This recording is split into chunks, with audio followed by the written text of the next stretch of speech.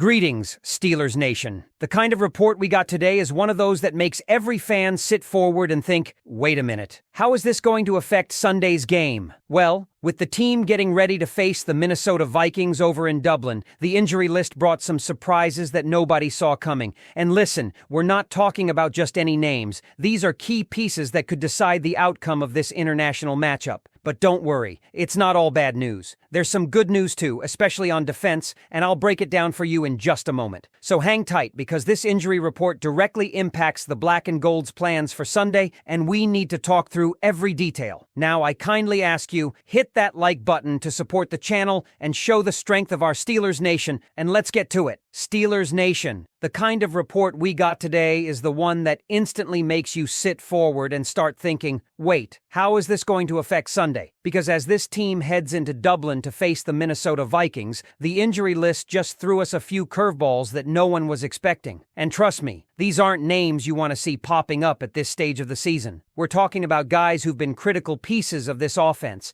and their status could very well decide how this matchup unfolds overseas. The first jolt of good news came on defense, and it's big. Deshaun Elliott, the Steelers' starting strong safety, is set to return. He was a full participant in practice and cleared without a game designation. That alone is a huge sigh of relief for a defense that's been missing his steady tackling and reliability. Remember, Elliott had the lowest missed tackle rate in the entire league last season among players with 100 or more tackles. That kind of presence isn't easy to replace, and the missed tackles we've seen in the first 3 weeks are proof. Getting him back alongside Jabril Peppers, who made an impact in Week 1 against New England, could finally give this secondary the identity it's been searching for. And let's be honest, how long have we all questioned whether Juan Thornhill could hold down the free safety spot? Sure, he's been better than Chuck Clark, but the truth is the combination of Elliott and Peppers feels like the genuine article. A duo that's physical, versatile, and capable of unlocking more aggressive play calls from this defense. You'll still see some rotation with Thornhill or Clark, but expect the heavy lifting to fall on Elliott and Peppers. That's a real upgrade over what Pittsburgh had in the first 2 weeks. Now here's where the mood shifts, and where Steelers fans start holding their breath. Jaylen Warren and Jonnu Smith,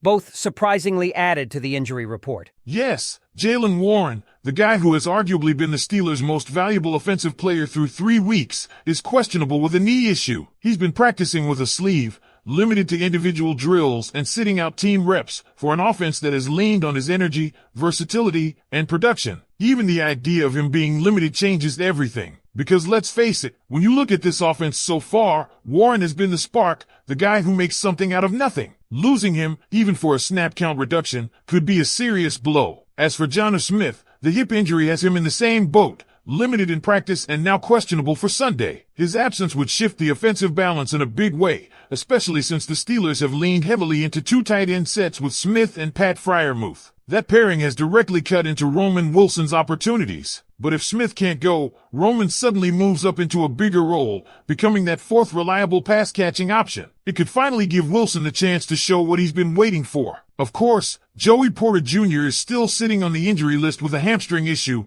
also questionable. He's been limited in practice, which makes him the real game-time decision of this group, and his importance this week cannot be overstated. If you're asking who's supposed to jam Justin Jefferson at the line, it starts with Joey. We've seen what happens to this defense when he isn't out there. Last season, every time injuries sidelined him, the secondary looked completely different. And in 2024, when he rotated in and out, the drop-off was glaring. If the Steelers are going to hold up against a weapon like Jefferson, they need Joey. Plain and simple. Now, why does all of this matter so much going into Sunday? Because the opponent across from Pittsburgh isn't walking in at full strength either. The Vikings are limping into this matchup, and that's where opportunity lies. They're down 5 starters, including quarterback J.J. McCarthy with a high ankle sprain, starting guard Donovan Jackson, running back Aaron Jones, inside linebacker Blake Cashman, and just announced late this week, outside linebacker Andrew Van Ginkel. That last one is significant because he's been a critical part of Brian Flores' versatile defense. His absence hands a starting role to rookie Dallas Turner, a former first-round pick who's shown flashes as a rotational player but is now being thrown into the fire. That's where Cam Hayward has to feast. He's lined up against Blake Brule, a backup guard who's going to have his hands full. If Cam can dominate that matchup,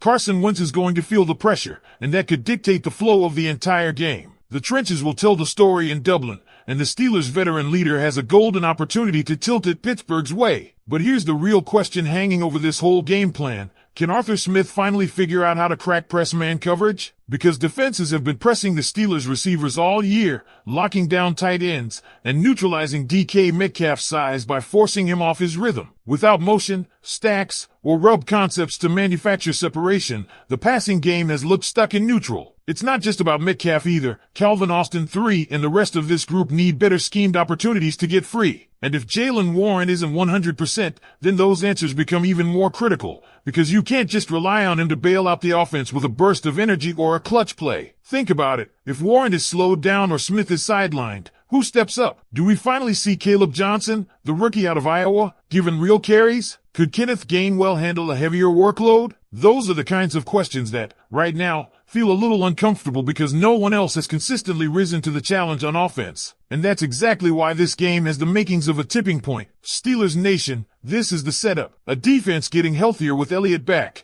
a secondary hinging on Porter's availability, and an offense facing the very real possibility of losing its most dynamic weapon at the worst time. Add in a Vikings team hobbling in without multiple starters, and you have a game overseas that could swing either way, depending on who's standing tall by kickoff. So I want to hear from you. What's your confidence level heading into Dublin? Do you believe this team has enough to overcome the uncertainty around Jaylen Warren and Jonnu Smith? Or are you worried that the offense could sputter without them at full strength? Because here's the thing, Steelers Nation, when you peel this matchup back, every single storyline feels like it comes down to execution under pressure and resilience against adversity. This isn't just about names on an injury report. It's about how the Steelers respond when their back is against the wall, when the pieces they've relied on might not be at full strength, and when the game plan has to adapt in real time. That's why Sunday morning in Dublin is shaping up as one of those games you don't forget. Let's stick with Jaylen Warren for a second. Even if he plays, you have to wonder how much of his usual explosiveness we'll see. Knee injuries are tricky, especially for a running back whose game is built on quick cuts, bursts through the line, and bouncing outside when the play breaks down. A sleeve on his leg at practice isn't just a piece of equipment, it's a red flag that something's bothering him. If the coaching staff decides to limit his snap count, we're going to learn very quickly whether Kenneth Gainwell and rookie Caleb Johnson are ready to step into the fire. Gainwell has experience, sure, but he hasn't been asked to carry a major workload in Pittsburgh yet. And Johnson, though he showed flashes at Iowa, is still learning what it means to play against NFL speed. If Warren isn't himself, those two are suddenly thrust into roles that could define this game. Then there's Jonnu Smith. Losing him might not make the same headlines as Warren, but don't underestimate the impact. The Steelers' heavy use of two tight end sets isn't just a wrinkle, it's become a staple. Smith and Pat Freiermuth together create mismatches, help in blocking assignments, and open up play-action opportunities. Without Smith, Roman Wilson steps up, and while that could inject some much-needed speed into the offense, it also forces the scheme to shift. Suddenly, you're not dictating matchups in the same way. Suddenly, defenses can adjust to fewer big bodies on the field and lean harder into press coverage against the wideouts. This is where Arthur Smith earns, or loses, the trust of the fan base. His adjustments on Sunday will speak volumes about his ability to adapt. And Joey Porter Jr., he's the wild card. You could almost feel the anticipation building when his name first appeared on the report. A hamstring issue is no small matter for a cornerback who thrives on physicality and jamming receivers at the line. If he's even slightly compromised,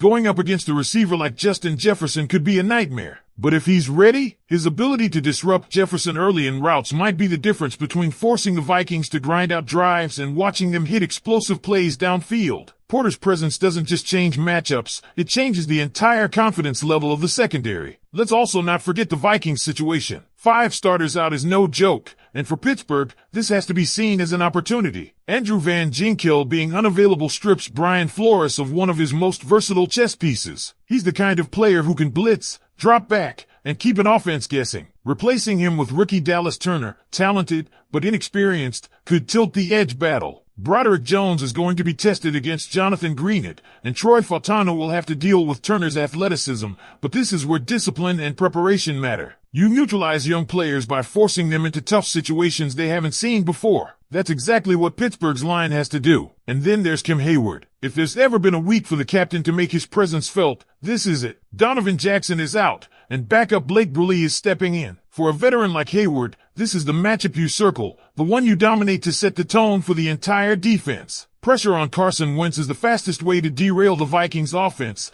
and Cam has the chance to dictate that from the opening whistle. But here's what makes this game even more fascinating. It's happening on the international stage. Dublin isn't just another stop. It's a showcase. A chance for Steelers fans around the world to feel the energy, to watch their team under a spotlight that's bigger than usual. The injuries, the adjustments, the opportunities, they're all magnified because this isn't a 1 p.m. kickoff in Pittsburgh. It's a statement game across the Atlantic. So let's frame it this way. You have an offense that has to find answers against man coverage, a defense that's getting back one of its most reliable tacklers in Deshaun Elliott, and a roster that's leaning heavily on the health of a few key stars. On the other side, you have a Vikings team hobbling in, missing core players, but still capable of striking if given the chance. Everything about this matchup screams swing game. Win it, and the Steelers carry momentum into the bye week with reinforcements getting healthy. Lose it, and the narrative flips to questions about depth, coaching, and whether this team can handle adversity. That's why this game feels bigger than just week 4. It's not just about beating Minnesota. It's about proving to themselves,